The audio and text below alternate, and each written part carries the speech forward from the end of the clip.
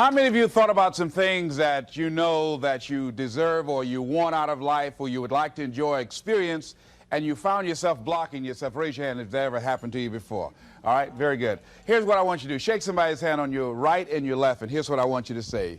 Whatever you're seeking, it's seeking you. It's seeking you. You can have it. You can have it. Give yourselves a round of applause, all right?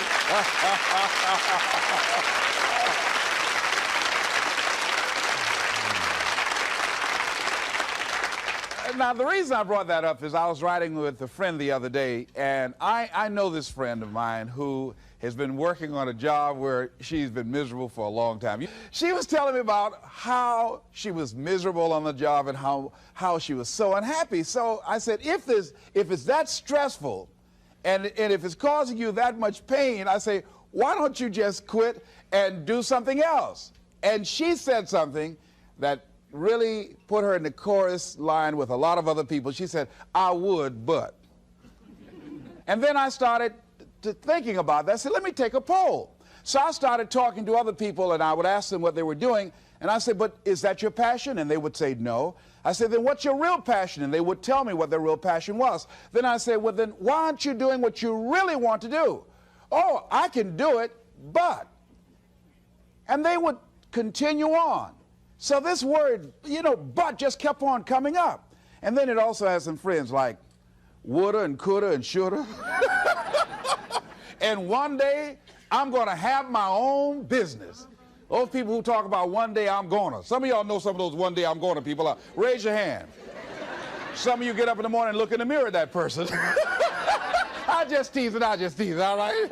So how is it that many times we block ourselves and we use these words almost like we're in a trance, like we're sleepwalking through life, that we find ways to cancel out our dreams? And I think that but is a dream killer, that a lot of things that we want to do, a lot of places we would like to go, a lot of things we would like to experience, and we just stop at but, and we build a case. In fact, I was reading something the other day that talked about but. It says, but is an argument for our limitations. And when we argue for our limitations, we get to keep them. See, but will cause you to procrastinate. But will cause you to hide out behind fear. But will cause you to come up with all type of excuses that you can validate your inaction and not acting on your dream. And right now, more than ever, people need to look for ways to live their dream. People need to look for ways to make it on their own. There is no such thing as job security. There's no such thing as a storm-proof or tragic-proof life. There are no guarantees today, ladies and gentlemen. The illusion is gone. There was a time when we graduated from high school, you were told, go to college and get out, and you go and work for a corporation for 30 or 40 years. They'll give you a gold watch and you'll retire. Special announcement, that day is gone. That day is gone, never to return again.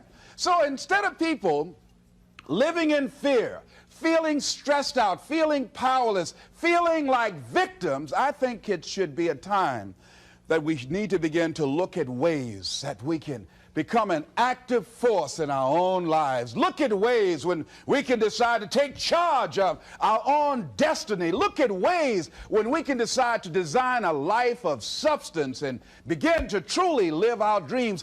And it's time for people to decide, I'm ready to get on with my life. Shake somebody's hand on your right and left. A guy named Bob May said this, don't let nobody turn you around. Do that right quick.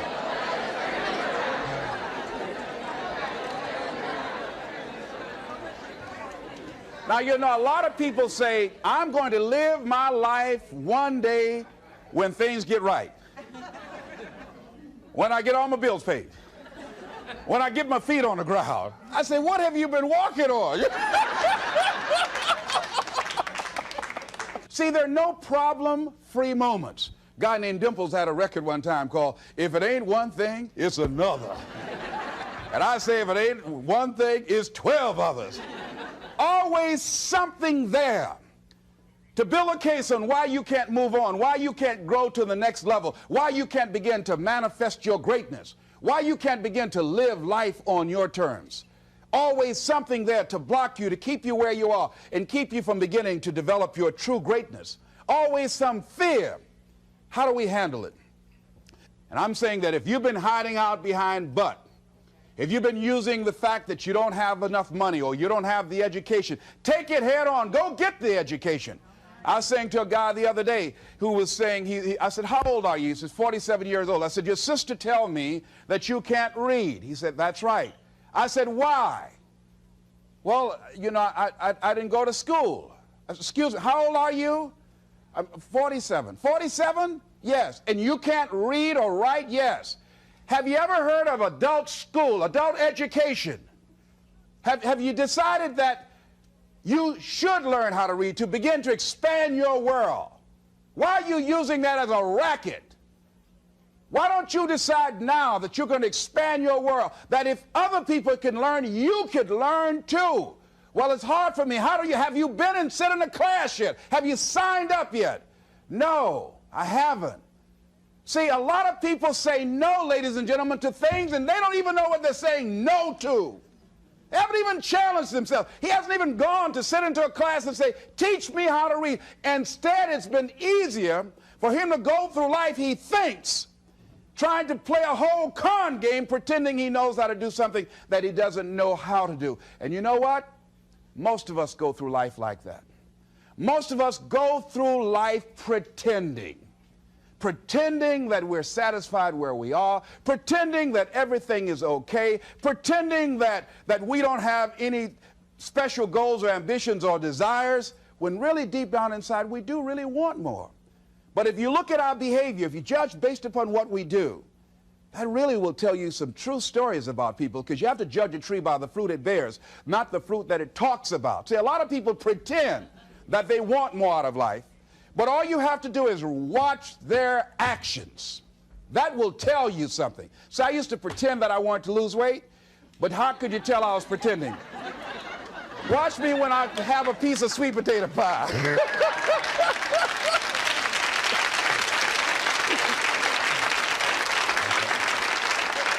Let me get within walking distance of some peanuts, some potato chips.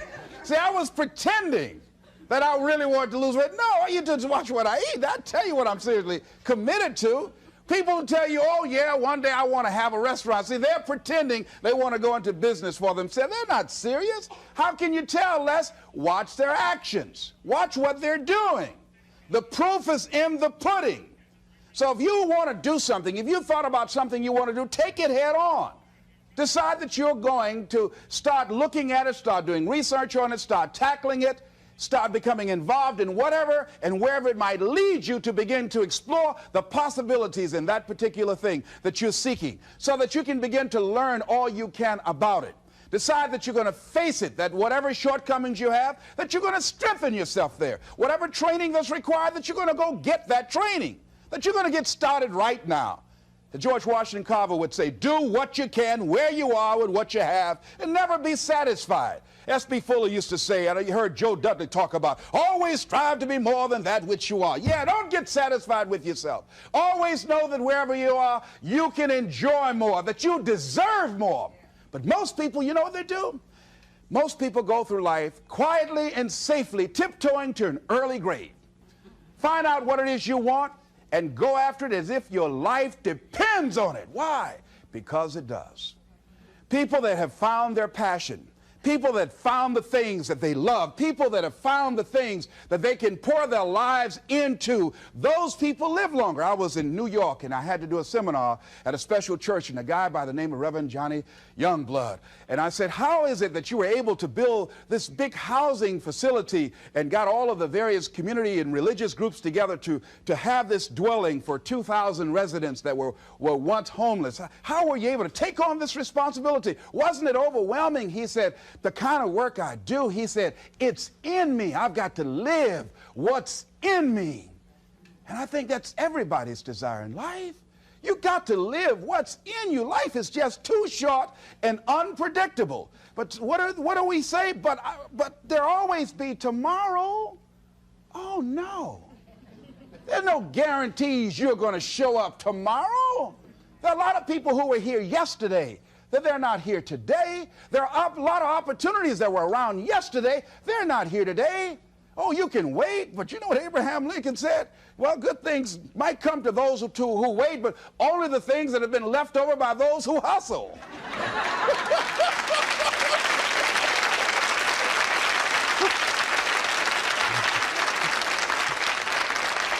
So who want to go through life picking up leftovers? You deserve much more than that. The leftovers that somebody has left you. So take it head on, begin to explore it. Here's something else. Decide to do it now. Decide whatever you want to do, that you are now going to become actively involved right now, exploring the possibilities for you. That you're going to look at it and do just a little bit of it right now. When I decided to become a speaker, I didn't just quit my job and just ran out and say, I'm a motivational speaker. No. What I did was I decided to start looking at other people that were involved in the speaking profession. I volunteered to work with some speakers so that I could learn. Whatever you want to do, get your feet wet. Gain some experience doing some volunteer work in the area and find out whether or not this thing you want to do will fit for you. A friend of mine told me he wanted to have a restaurant. I said, have you ever operated a restaurant before? He said, no. I said, well, really, you don't even know if you want one. I said, what's your expertise? What do you bring to the table? He said, I can cook real good. I said, well, what about the management side? What about the business part of the restaurant? You're not going to be cooking all the time. Somebody's got to receive the money. Who's going to manage the personnel? He said, you got it right. You got a point there. So this guy got a job in a restaurant in the evening time on a part-time basis. After doing that for a while, he said, you know what? I think I just want to be a chef. He said, after working there, people didn't show up to work. He said, it's hard to find the help. People weren't responsible. The headaches, the guests were just giving him problems day in and day out. They weren't ever satisfied. He said, no, I just think I'll stick to cooking. See, you got to find out what fits for you. Because you might decide that after you go up in there and examine it and experience it and get some experience under your belt on it, well, you say, this is really not what I want. This does not fit for me. So decide that you're going to do that. Now, John H. Johnson said something that's very important. He said, there's no defense against an excellence that meets a pressing public need. See, whatever you decide to do, look at it and find out what is it that I have that I could bring to the table that can begin to enable me to ensure that I could be successful in this. Where is the opening for you? There's room for you out here in the arena called life. There's room for you to come out and live your dream. Don't allow but to keep you in the corner or keep you up in the bleachers looking at life, being a spectator, not being a participant, making a difference in life. I believe that all of us came here with something. All of us showed up to give something, and that nobody's going to give that service that you have to give. No one's going to produce your product. No one's going to write your book. No one's going to open your academy. No one's going to begin to create your daycare with a special curriculum to help to cultivate the high self-esteem in our children. That's your idea. And if you don't bring your idea out here, when you die, all of us will suffer because we've been deprived of your genius because you allowed but to keep you in the bleachers and not pursuing your greatness. You take it to your grave with you. And that's what most people do. I think that's why the guy said that many people die at age 21 and don't get buried until they're 65. They're walking dead. You can tell them by the way they walk. How they look in the face. When they speak to you. I was giving a speech in this high school, and a lady came after school. She said, Mr. Brown, I want to talk to you about my son. I said, what is it? She said, he's not motivated. I said, I wonder why.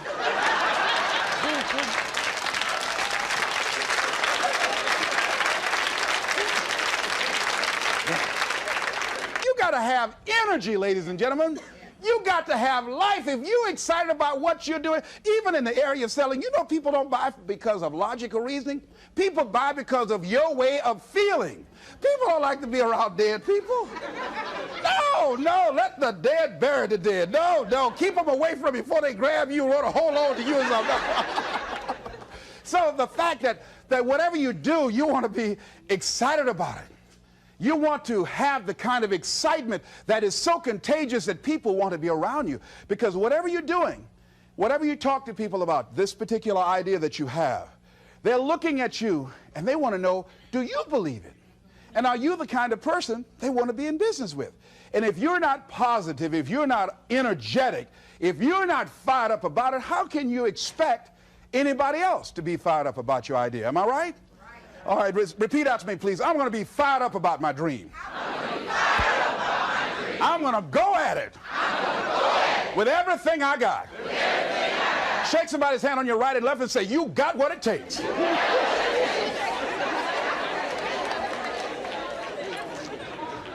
There are a lot of people who say, but I tried once or twice and it didn't work out. And so they use that as an excuse not to ever come out again. Guy said, if at first you don't succeed, you're running about average. So if you have come out here with an idea and it didn't work out 2 or 3 times, well, that's all right. You're running about average. You know, I heard something, a jarring question. It says, why is it that people prefer known hells to unknown heavens? You know why? Because it's comfortable, ladies and gentlemen. I remember I was in a service once, and I heard Dr. Johnny Coleman give this example. She talked about a man who had been captured behind the enemy lines in a war and was sentenced to be killed or another option. The captain said to the guy, listen, he said, tomorrow morning at 6 o'clock you can face the firing squad, or you can go out this door over here. And the guy said, what's out the door? He said, no one knows. All we can tell you is just unknown horrors. He thought, and the next morning he selected the firing squad. After the shots rang out, the captain's secretary said, what's beyond that door? And he said, freedom. But very few people would select to do it because it's unknown.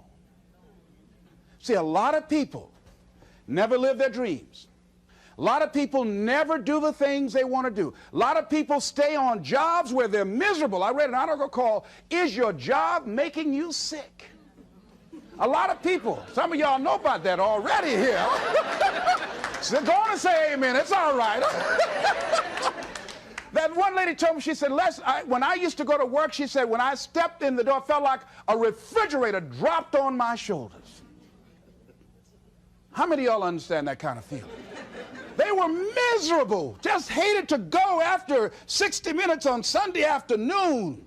Or come Monday morning, my head used to throb. I just couldn't take it. Didn't want to go sometimes just for the heck of it. I just drive on by. Whew, I used to hate to go to work. Many of us choose an active living death. Many of us are walking dead. The walking dead. That we're not doing what we want to do. Many of us stay in relationships where we're dying together rather than growing and expanding and living together.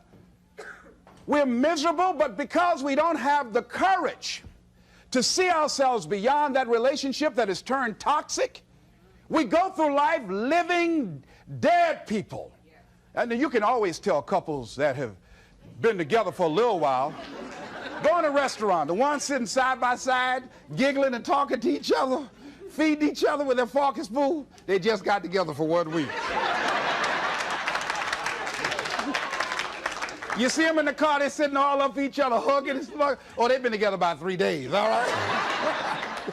But if you see people sitting in a restaurant, see a couple, and they're sitting in front of each other. Takes so long for this food, I wonder when they're going to hurry up. Those are the married ones. But what if I know people have been married for years, living in 2 separate rooms, sleeping in 2 separate beds? Well, it's cheaper to keep it. Not necessarily. It's according to the price you want to pay. See, the price of peace of mind, the price of living the truth, of being honest with yourself and say, wait a minute, it's got to be more than this. So you've got to decide, wait. even if things don't work out, even if I experience defeat or failure, that does not make me a failure. It's a difference between failing and being a failure. If things don't work out, if you don't produce the results you want, that's all. But don't confuse who you are with the results that you produce. I used to be a state legislator in Columbus, Ohio. And I remember once I was going to introduce some legislation on the floor, and after getting that legislation passed, a guy came up behind me, and he had some legislation that I opposed him on that. And I was about to stand up to debate this guy, and the guy next to me said, "Excuse me, don't debate that guy." "Why? Do you know who that is?" I said, "No, that's Will Kosky from Toledo. That's a bad dude. He's a lawyer, Les. That man can debate." "I don't care. I'm Les Brown, Mamie Brown's boy."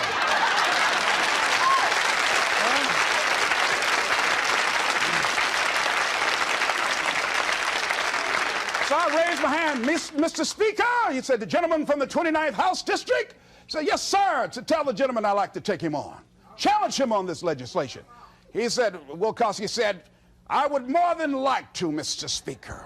Everybody would say, "Whoa." I asked him some questions. He responded. I say, "I wonder why I asked that man that question." Will Kosky wore me out. I mean, I was so embarrassed, I just limped back to my room with my "yes, I can" attitude. However, here's what I learned. When you win, see, if I win a debate, I win because of what I know. When I lose because what I don't know. So I had to check out, what is it that I did not know? I wasn't prepared. I did not do enough research. I did not do my homework. So he handled me like he wanted to. So I came back again. I waited on some other legislation, did my homework, but he was more than able to take me out again. But pretty soon, each time it would take him, it would become a little bit more difficult and a little bit more difficult. And the older guy said, "Would you argue in behalf of this legislation for me?" I said, "Sure." I started volunteering to do work in the legislative committees for the older guys. I said, "Absolutely." And the more I did it, the better I became. And then people began to start respecting me. And when I would ask and say, "Mr. Speaker, I'd like to speak on that bill," some guys' lips start trembling and stuff, like Jimmy. I don't know. Wait a minute, is there anything wrong? Do we have a problem here?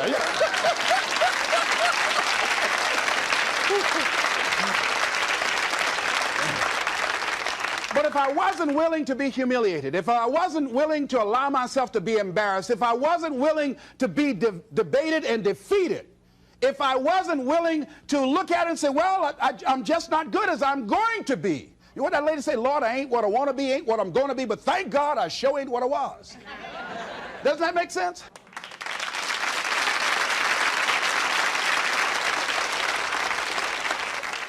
See, you want to learn all you can in life. You've got to be willing to experiment.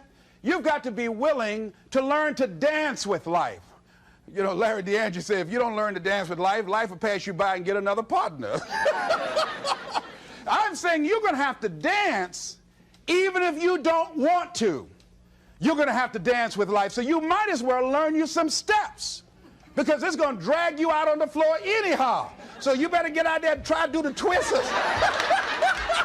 Try to do something, say, "Life, is this looking all right?" Because life going to put some knots on your head anyhow. I mean, he'll come up in the bleachers and slap you before everybody. That's why. That's called life. No one is immune. Just think, just over a year ago, everybody's talking about Donald Trump. He was a darling of America. The American dream fulfilled. Just over a year ago, less than 2 years. Everything that people were bragging about, this wealthy, invincible American figure. Look what has happened now. Everybody, no one is exempt from that. I was talking to a friend of mine by the name of Maria. And Maria, who was diagnosed as having muscular dystrophy at age 15 and wheelchair bound, figured that enough had happened to her. She was somewhat immune, she felt, unconsciously, from any more accidents or misfortunes in life. Her wheelchair malfunctioned. She fell out, suffered a closed head injury, almost went blind, lost her memory and concentration for a long period of time. She said, "On that day, Les, I decided to live." I said, "Why?" She said, "Life is about today." She said, I felt because what had happened to me, I was exempt somehow. No, no. Life will knock on everybody's door. I don't care who you are, care how nice you are. Life will come get you. People will dislike you because you're nice. Oh, she thinks she's nice. She's Miss Goody Two-Shoe. People will dislike you because you look better than they do. Because you have more than they do. They'll be envious and make up lies about you and attack you. Be envious of you. Why? I don't know. That's the way they set it up. I don't know. I don't even ask any questions. That's just the way it is. That's the way it is. Handle it. And that's what Maria said. Les, I'm going to live. She said, and they told me I was going to go blind. I said, wait a minute, can you imagine me around a shopping center in a wheelchair and a walking dog too? Oh, no. She said, I'm going to see, Doc. I've got to. And she can see today. That willpower, that determination, very positive, upbeat person. I say, but don't sometimes you feel sorry for yourself and don't you wish you had the capacity to do what other people do? She said, I don't waste my time comparing my condition with other people, one. And she said, people that suffer from a lack of motivation suffer mainly from a lack of self-appreciation. She said, I know that I have value, and the fact that I'm in a wheelchair doesn't make me any less of a human being who can contribute something to life.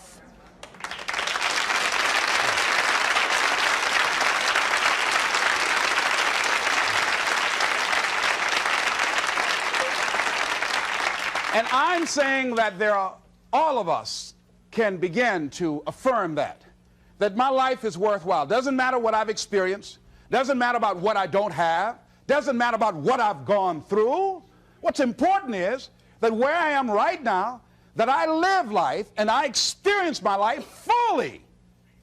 She said, Les, before the accident, I wasn't living 100% of my life. I said, what were you living? She said, around 20%. And I said, you know what? I said, I know what that's like. See, if you go through life holding back, and most of us do, most of us, if we ask ourselves, have we done all we can do? Most of us will have to answer, no, we haven't. We've been holding back. We have ideas that we don't act on, things we want to do. We're afraid to take chances. We go through life trying to seek security and not coming outside of our comfort zone, and we take most of our stuff with us to the grave. And I'm saying that the fact that you're still here, that you're still breathing, you've got some more work, and you owe it to yourself. You owe it to yourself. So when you get up in the morning, that you can look yourself in the face and say, hey, I'm living my life on my terms. That's important. Not to give up on your dream, not to give up on yourself. Now, are there going to be some moments when you want to give up? Yes. Will there be some moments when it's going to seem like it's impossible? The pain that you're experiencing, the disappointment that you're experiencing, that you're going to say, it's not worth it? Yes, that's going to be right there for you. It's going to be in your face, telling you to go back. You're going to start listening to the buts, and buts will have all kind of help and support from your family members and friends saying, I told you, fool. You're going out to this positive thinking stuff. Look at you now. Bet you wish you had that job now. Remember, I lost my job. I was very controversial in Columbus, Ohio. I was in broadcasting. Lost my job, and here's what I learned. That you've got to immediately start using your energy positively. The old folks used to say, an idle mind is a devil's workshop. That's real. I mean, when I didn't have anything to do, my mind used to say, you better go back and get your job. Why did you just shut up? Always running your mouth. Quack, quack, quack, quack, quack. Why did you just hush? You'll be working right now. Broadcasting was all that I knew. And that was my life. I love talking to people, and I love playing the records. Used to come on there, look out, this is Les Brown. All right, get up, face these, raise your right hand, throw your head back, put your teeth in and say, I am somebody.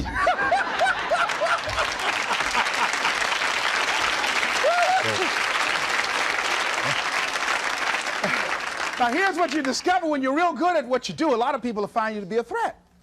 They won't hire you. Oh, they want people in there they can control or dominate. So if you're a high-powered person, sometimes that can be a liability for you. So it was difficult for me to get a job in broadcasting. Did not get a job in broadcasting. Had to take another route. Had to begin to use my talents and abilities in another area. Wherever you are right now, I'm saying to you, you've got at least 3 or 4 or 5 talents that you are not even aware of right now. And you'll never be aware of them unless you come outside your comfort zone and challenge yourself to develop your talents and abilities, to see what it is that you might have a knack for, that you haven't discovered as yet.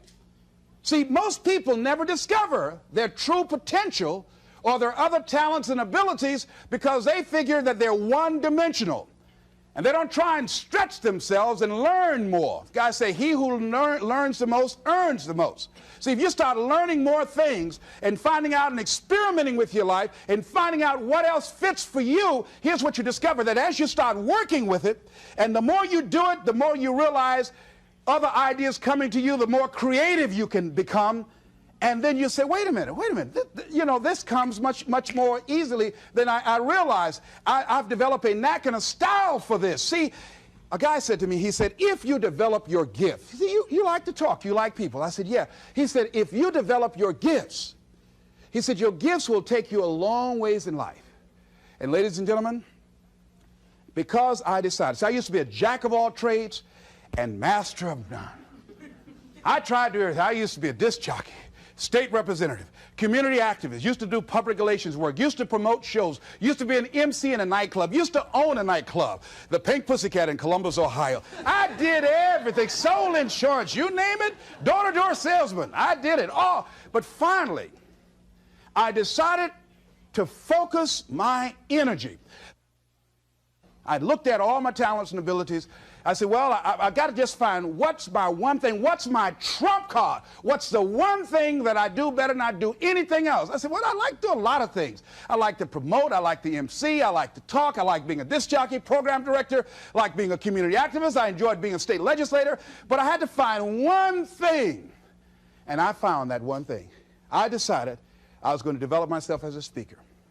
And I started following other speakers around. I started doing research. I would read about Marcus Garvey, Frederick Douglass, Booker T. Washington, Winston Churchill. The truth is incontrovertible. Malice may attack it, ignorance may deride it, but at the end, there it is. Carlyle, truth crushed to earth, shall rise again. I would follow Dr. Otis Moss. I read what Dr. Martin Luther King said. He's the greatest preacher in the world. I used to follow him. Of Charles Adams out of Detroit, Michigan.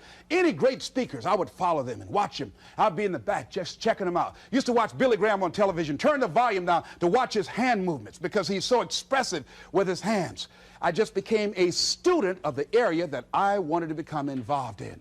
I would go to the motivational rallies, join the National Speakers Association, and watching all these guys, and then I would work and practice in other areas and developing my own style. Sometimes I would imitate other guys, and eventually what you'll begin to do is that you emerge and develop your own style as you do it and work with and work with and work with and work with it. And I say to you, that is so exciting. People that are working on their dreams and developing themselves, they have a different kind of walk.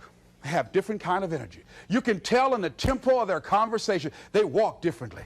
They have a lot of energy. They have a glow about them. People that aren't working on their dream, see, you can tell in how their movement, their body language, their voice conversation, they're real slow. Hey, I'll just call. I wasn't doing nothing. Thought I'd call you.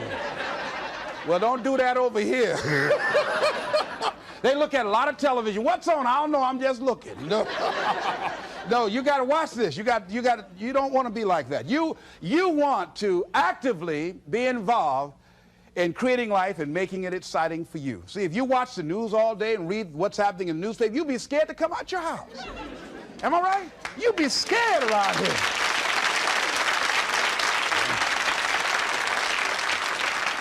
See, you got to keep the little boy and the little girl alive in you.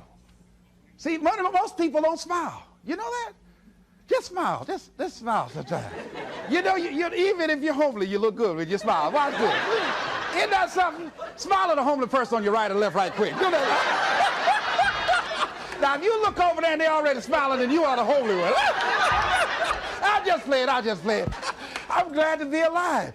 And so I feel like that. You know, Robert Elliott, who's the head of the cardiology department at the University of Nebraska, he suffered a massive heart attack. And he was in the hospital for 3 months. And while there, he reflected on his life after this near-death experience. Because his mother and father, both of them had no history of heart failure. Both of them lived to be over 80. And he wrote something. In order to live a long life and be happy, he said, rule number one, don't sweat the small stuff. And rule number 2, it's all small stuff. Isn't that real? That's real.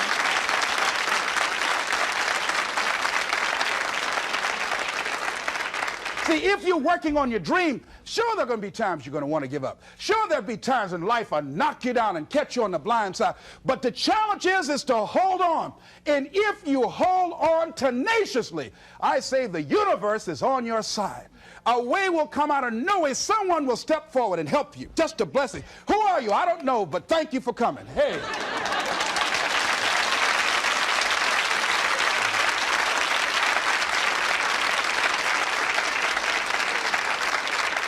So don't allow the difficult and challenging times to demoralize you. I love to quote this guy, Charles Udall. He said, in life you will always be faced with a series of God-ordained opportunities, brilliantly disguised as problems and challenges.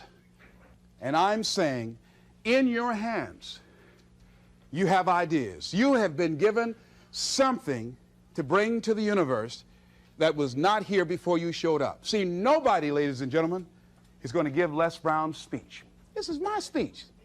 The motivator from Detroit, it's my speech. You can't take Mamie's boy. You can't take my speech. No, you got to go get your own speech. You can't come up here and take my speech. No. So I'm saying to you, can't nobody take your good? See, that which is meant for you has your name on it. No one can take your good from you. That's you. That work you've been given, that idea that you've been given, if you don't come out here with that idea, no one's going to bring your idea out here. Whatever you're sitting on, whatever idea you're working on, whatever passion, you got to be like Johnny Youngblood. He said, hey, I've got to live what's in me.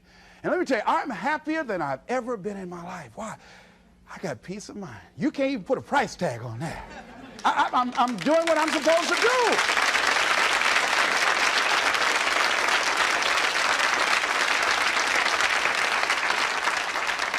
And I say to you, the universe is calling you. A young lady wrote me a letter once after hearing me speak in Detroit, and I had just finished working with some kids, and it really was a short letter. It was a short letter, but powerful. And the letter read, she said, the voice of greatness has called me, and I'm afraid to answer. Ooh. I felt that. I know what it is not to answer. See, I could have been doing this years ago, but I was afraid to answer. I had these buts that I was hiding behind. Like Gideon, I didn't want to come. Not me. I'm not good enough. Wait, let me get ready. You know, you ever seen those perpetual students? Oh, let me get ready. Got a friend named Carolyn, been going to school 10 years, got all kind of degrees. Ain't doing nothing in life.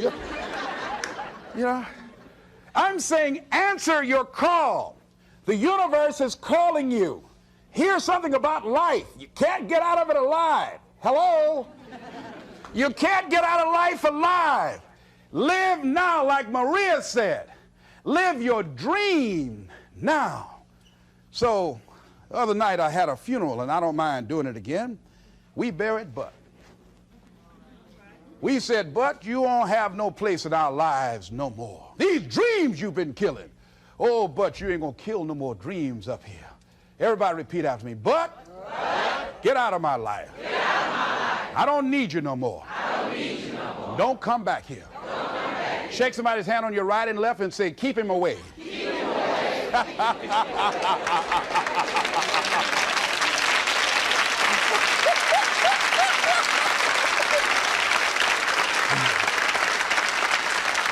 So finally I say, look at your life and decide that my life is beautiful, that my life is meaningful to me.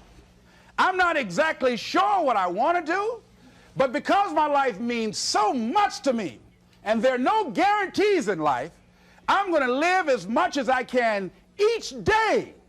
I'm going to do what I can where I am right now. And whatever I shared with you, I read a book called It Works If You Work It. That's what Johnny Coleman said. See, if you don't decide to act on your dream, if you don't decide to make a decision to live your life, if you don't decide to step into your fears, if you don't decide to say yes to your life, it will never work for you. The time for just wishing is past. Time for doing, that's the time right now. Time for acting on your dream, holding on courageously, as Winston Churchill said, and not lose enthusiasm. Time to face yourself and talk to yourself in the mirror. Time to look around and become creative and see what need or service that you can provide with high standards so that people will talk about you being a master at what you do because of the commitment of pride and excellence and high standards that you've set for yourself. It's time for you to look within yourself and decide that I'm in charge of my destiny. I'm in charge here, and I'm not going to allow anybody to turn me around. I am determined that I'm going to make it. And here's something, ladies and gentlemen, when you make it important, it's not a preference, it's not negotiable, it's a must. And when you decide, I'm going to do it, regardless of the opposition, regardless of the difficulties, I'm going to make this happen because it's important to me. I'm saying the universe will yield to you, and life will never be the same again. Live your dream. This is Mrs. Mamie Brown's baby boy, Wesley Calvin Brown, saying it's been a plum-pleasing pleasure as well as a privilege. Thank you all here. Thank you very much. Thank you. Thank you.